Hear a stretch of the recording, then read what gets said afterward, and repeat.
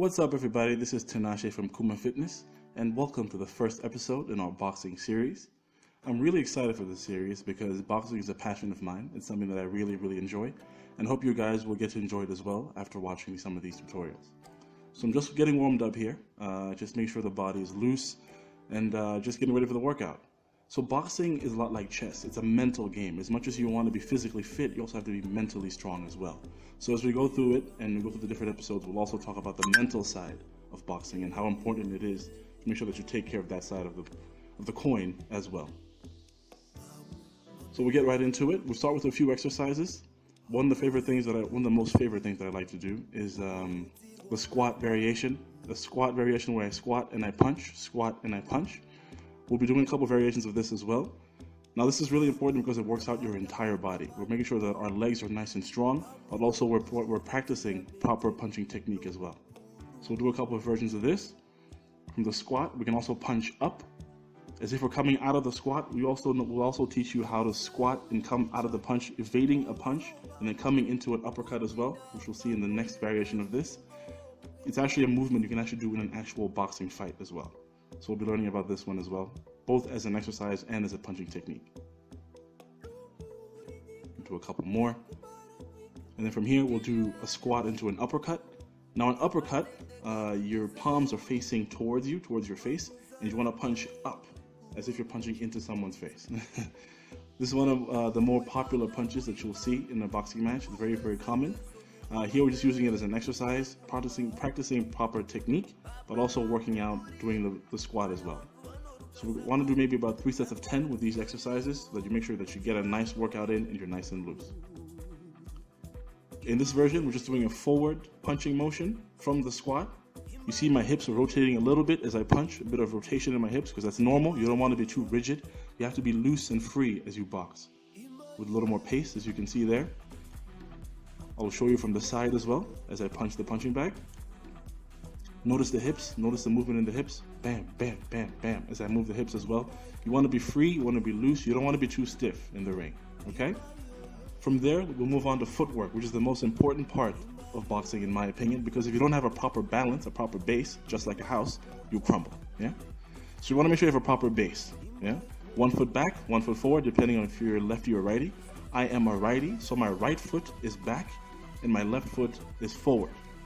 So as I come forward, I am pushing off my back foot. I push off with the back foot as I come forward.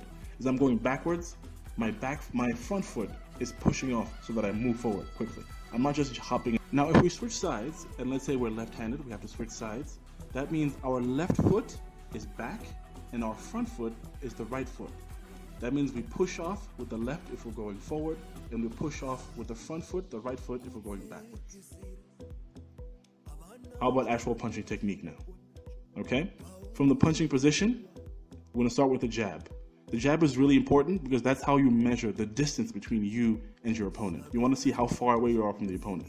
So you want to stretch out your arm as far as you can and bring it back. Stretch it out and bring it back. That's how you gauge how far you are from your opponent. In an actual fight, the jab can actually just win you the entire fight. Just proper jabbing form can actually win you an entire fight. I go a little faster here. You want to make sure that when you punch with your jab, you want to punch and move forward as this.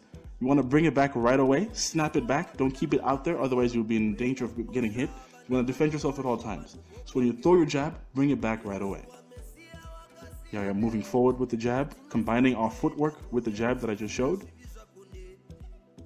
You can see the feet pushing off with the back foot and coming into the jab. Now about a combination, the 1-2, 1-2. Notice the hips when I start the 1-2 combination. The jab measures, and then the power punch, the second punch comes in to finish off the opponent. Notice where my foot is and how I'm moving my foot. I'm twisting with my foot to get extra torque and extra power out of the punch as well. You'll see this with my hips as well. I'm twisting from the hip, not just punching stiffly, twisting from the hip so that I get as much power as I can through the punch. A little faster, I think. There we go. 1-2, 1-2. Remember your breathing. Remember to always breathe as you do these exercises. It's important to learn how to breathe in the ring because it's a very tiring exercise. All right, here we go from the front, so you can see me actually moving from the front. You'll see my legs are in a very athletic position. I'm not standing upright. I'm not also squatting too low, but I'm in a very comfortable, loose position. Not everyone has the same squatting or boxing position, so find what's comfortable for you, but also remember proper technique, yeah? And there you see me doing the 1-2 and combinations as well.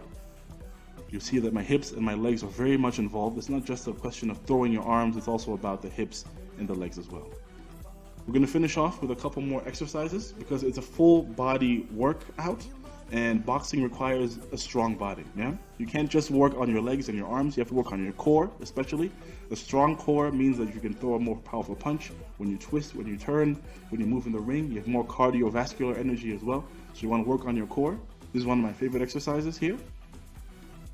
And then you can also do a combination of also core workout and also remembering your punching technique. Some sit-ups with some punching here. I try to go for maybe at least 10 to 25, maybe 3 to 4 sets, depending on how tired I am. But it's really, really important that you work on your core because that's where all your energy and all your power comes from. So make sure you have a strong core. And then finally, a lunge into a punch as well. This is more just to work on the legs as well, like I said. And it's also a really good way to work on your balance as well. Because in the ring, you have to make sure that you have proper technique. So you want to be balanced in all the things that you do. You're not going to do this in the ring because that'd be very awkward, but this helps you to maintain your balance, makes you make sure that your back is nice and straight, nice and strong as well, and all the power that's coming through your legs is driving through the punch as well. So we're working on our legs, but also remembering our technique as we go through the motion. So that brings us pretty much to the end of our first episode, guys. It's just been a really quick crash course into some of the basics of boxing. We're going to keep doing this throughout the series where I'll be reminding you guys about the basics because as we go along, we have to make sure that you remember the fundamentals of boxing. And from there, we can grow from a stronger base. So stay tuned and I'll see you guys next week.